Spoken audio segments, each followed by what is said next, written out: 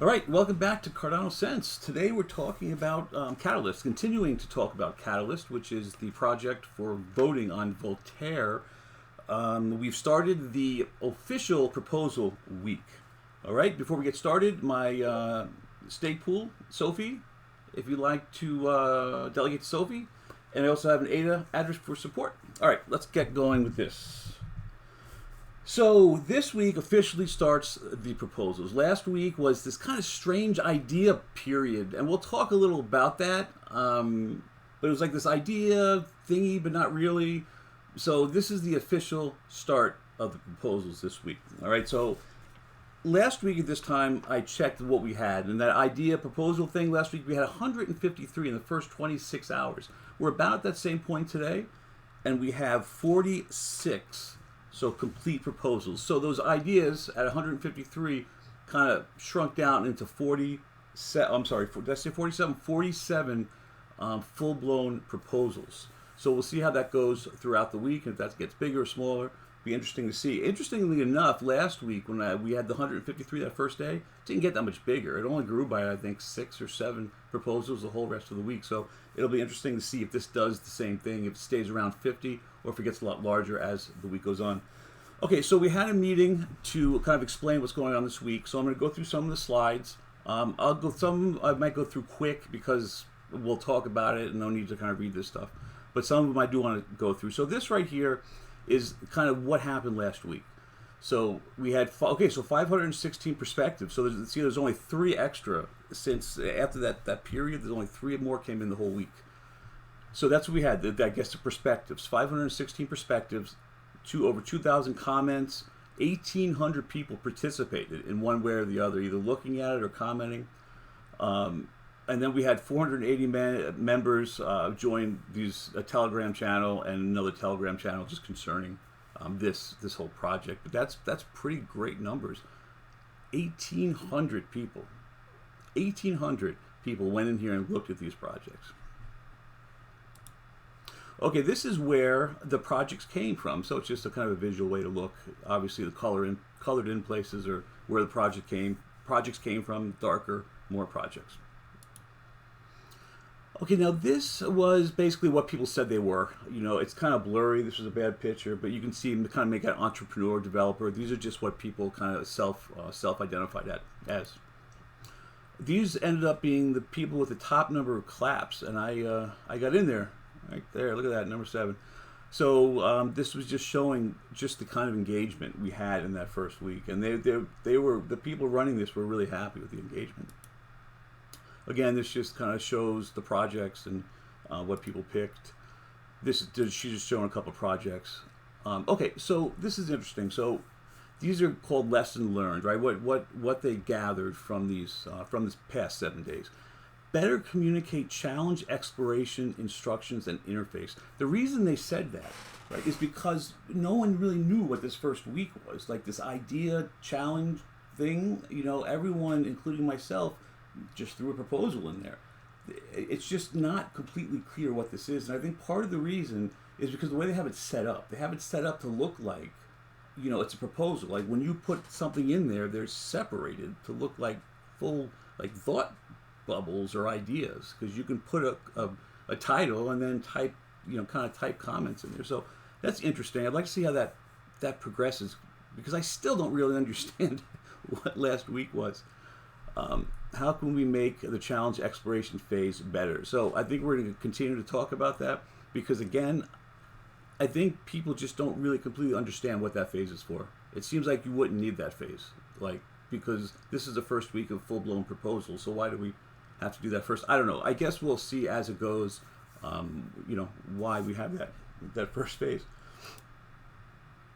These are just some ideas that people are having, some thoughts. I'm not going to go through all these, but things like, well, if let's say I propose a project and it requires a lot of technical skills and marketing skills and skills I don't have, how could I get people to come in and join the project? And other questions that are kind of the opposite. Look, I have skills. I want to join up with the project, and just things like that. And these are kind of questions they're going over. or talking about, I guess is a better way to put it. Okay, so this is important. These are the phases, right? So that first phase was the exploration challenge, right? The one last week that no one, it's a little weird. What we're in now is the submit ideas phase, which is the proposal phase. During this phase, you get feedback. Excuse me. You get feedback on your proposals, and the next phase you're supposed to refine them, right? So these next 2 weeks are, basically building the proposal, or you build it and then refine it. After that, finalize proposals. So to be honest with you, I'm not sure how this is going to work. So, well, I guess we'll find out in a couple of weeks how they're going to finalize the proposals. Is that something we do to our proposals? If that's the case, then it looks like we have 3 full weeks to work on proposals. And then the last week, review proposals. Now, I know, well, I don't know, but they've been talking about some kind of the community advisors on the last list there. A way to have people that kind of wean down the list. So it'll also be interesting to see how they do that. Does everyone get to kind of vote on that? But you really couldn't do that. I don't know. It's going to be interesting to see how that works. But these are the 5 phases. We are in phase number 2, and these here are the dates on the left-hand side when they're going to commence. Another thing this kind of shows you is, Voltaire's got to be working, right, when this thing gets to voting. So we're talking 4 weeks.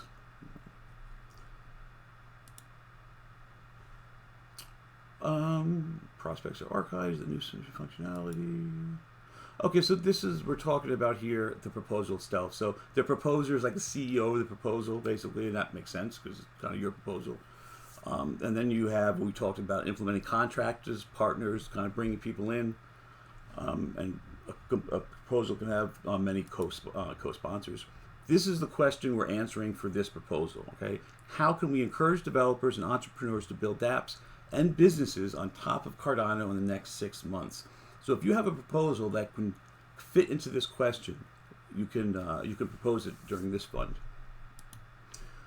Okay, the rest of these are just questions that you're supposed to think about while you're building the proposal. You can pause this if you want to look at it.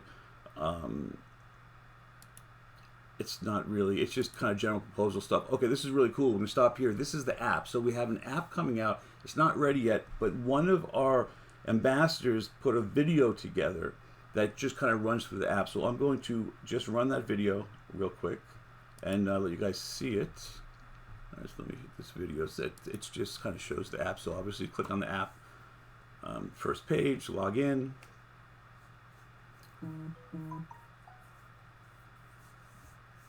Okay, what I got here? Okay, so this page here shows the different projects. And that impact score, I believe, comes from this whole proposal phase, these phases we're going through. That's where the impact score comes from.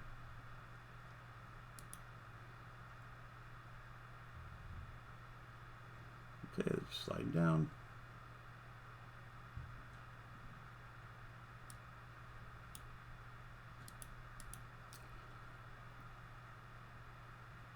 Okay, so this next page here is the kind of the front page of the proposal, and then the page after this, I'm not sure if she shows it here. Let's see, she didn't show it. This is Maria Carmo. She's the ambassador that put this together. I will leave a link to this too, so everyone has a link to it.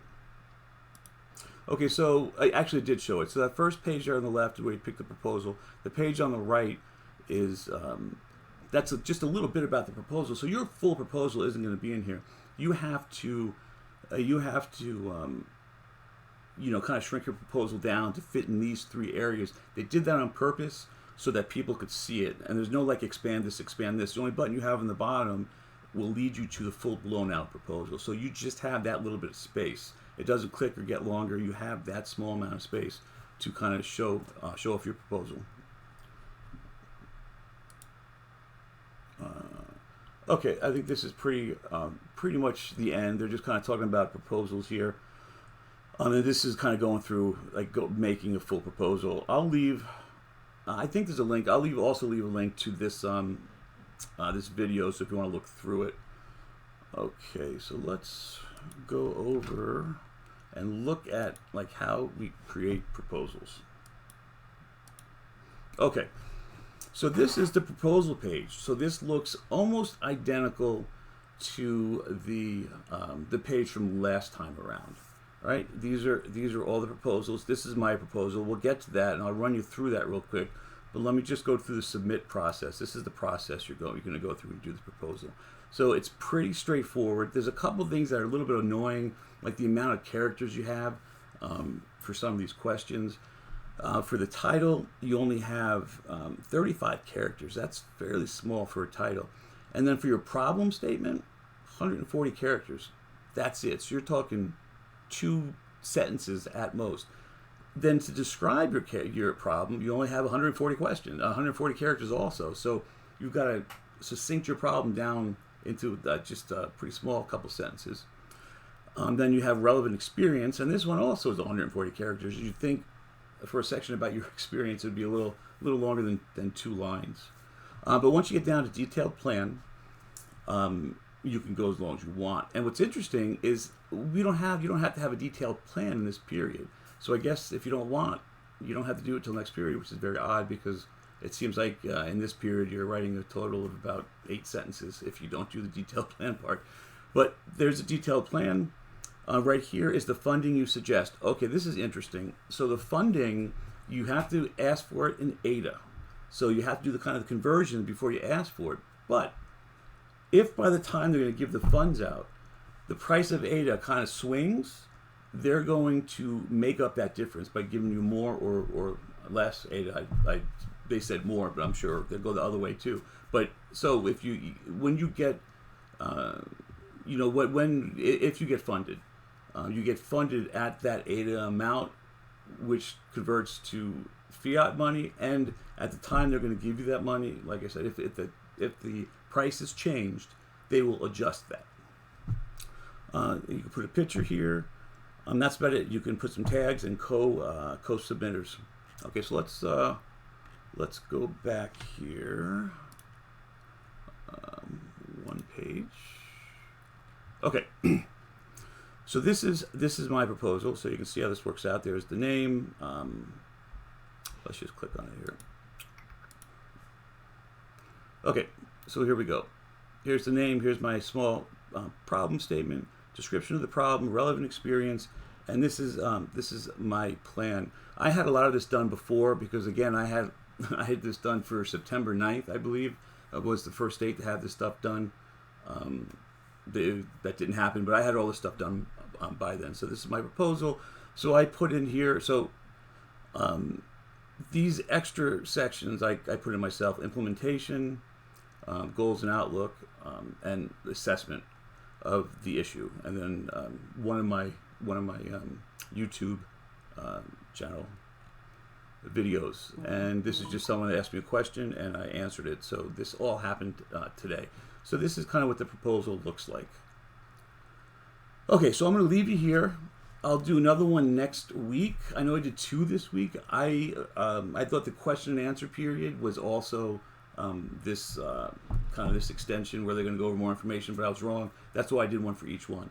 But I will do one next week for this part. So definitely one more next week, and as this goes on, so that we can keep track and find out how this is working and how it runs. And please look at my idea, help small stake pools survive. If you like it, please give me a clap. You just click up here on this thing to give me a clap. Okay, I'm going to leave it here. And I will see you next time around. Thanks.